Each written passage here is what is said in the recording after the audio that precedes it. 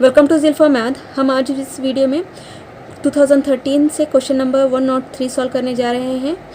दो आदाद के मजमूए का मुरब्बा 3969 है और इन दो आदाद का हासिल ज़रब 972 हो तो इन आदाद का दरमियानी फ़र्क क्या होगा। फ़र्ज़ कीजिए वो आदाद ए और बी हैं। मजमूए का मुरब्बा यानी ए प्लस बी का मुरब्बा क्या दिया गया है 3969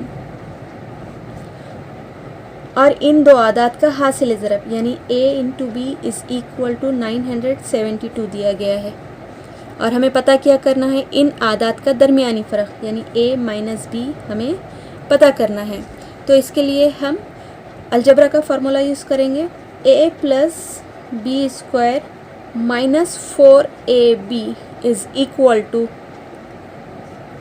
a minus b whole square. हम यहाँ पर कीमत रखेंगे। a प्लस बी स्क्वायर की कीमत हमारे पास दी गई है 3969 इंटू 4 इंटू ए बी की कीमत क्या है यहाँ पर 972 is equal to a minus b whole square.